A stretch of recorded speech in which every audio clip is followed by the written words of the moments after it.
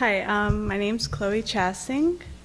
Do I need to spell that? Chloe Chassassaing. And I'm a volunteer with the George Wiley Center. I wanted to thank you guys, first of all, for doing the hearings around the state. I think that's really important because usually the hearings are in Warwick, and this is good to be able to hear from people in different parts of the state, although I do agree with Gail that northern Rhode Island was kind of lost there a little bit in the regional, getting input from people in that area.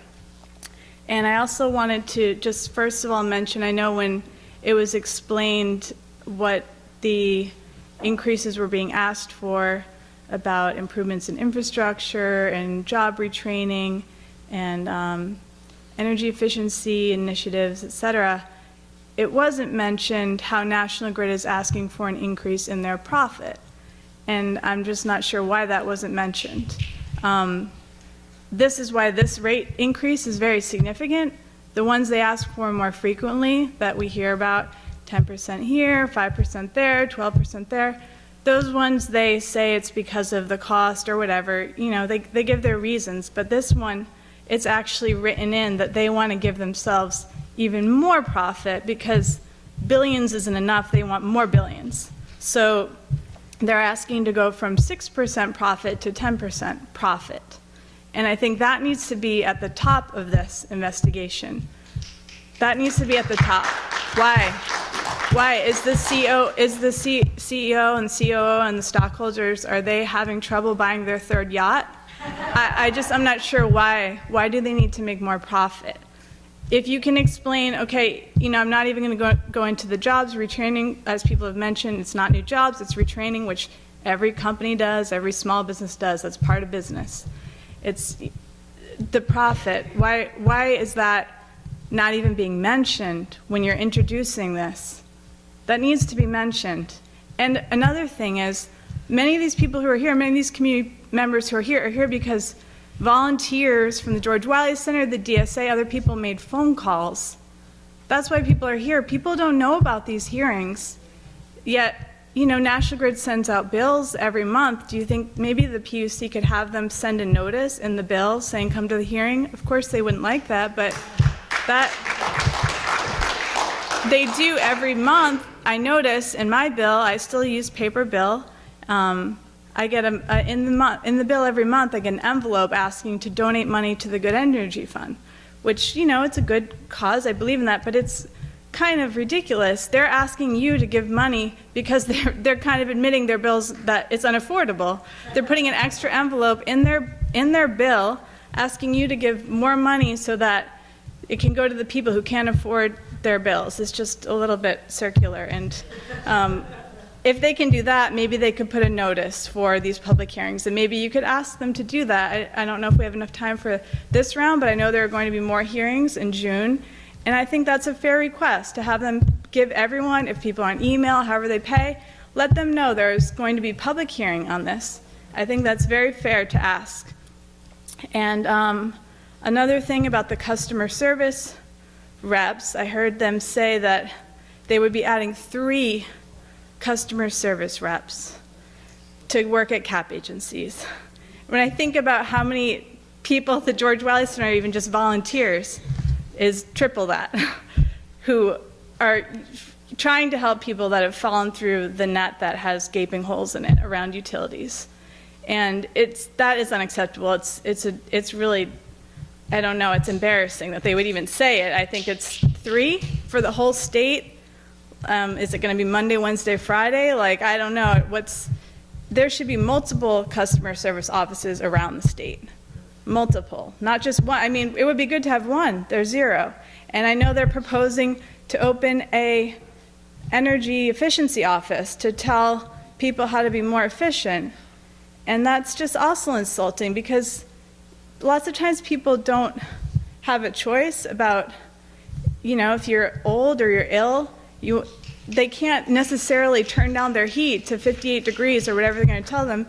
And on top of that, we all know with decoupling, maybe a lot of people don't know, maybe you guys hopefully do know, that with decoupling, the more you save, it's not going to necessarily save you money because it's written into law that they're still guaranteed their profits. So even if we as a community decrease our use, they're going to be guaranteed their profits. So it's a little bit disingenuous to make people think, oh, if we all save and we use less energy, our bills are going to go down. Yeah, it might for an individual in the short term, but in long term, we have that written into law, and that law needs to be looked at.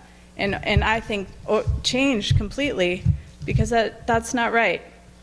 And also poor people are some of the most efficient people. You know, if you even just look at people's carbon footprints, a lot of people don't have cars, people aren't flying to their vacations, they're not using a lot of energy, they're living in small apartments.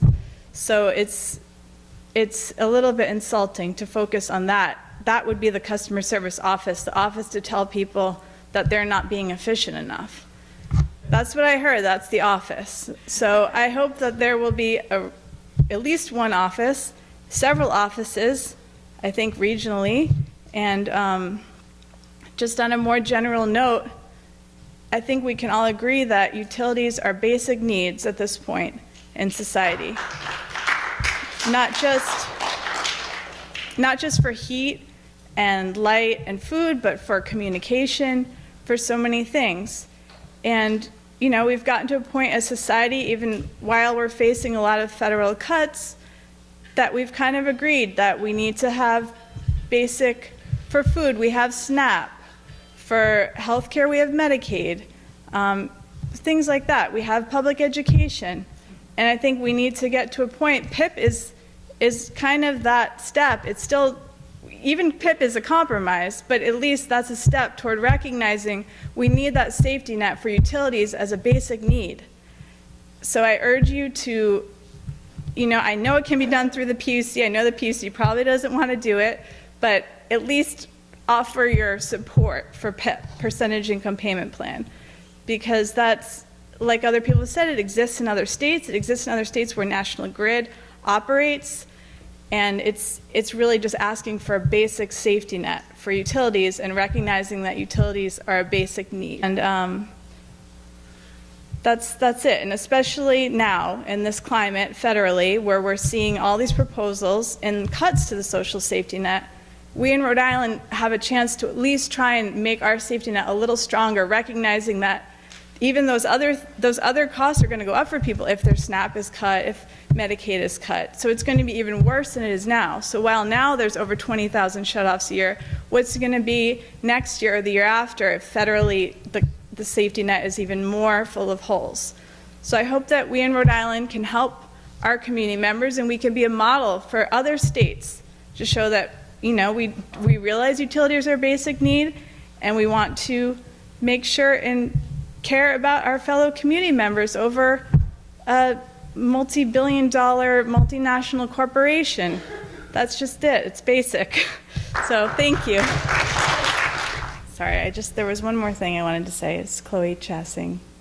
And just the way these hearings are being held, and I noticed that the Newport hearing where it was said if we had questions for National Grid, we could speak with the lawyer afterwards, and that did happen in Newport.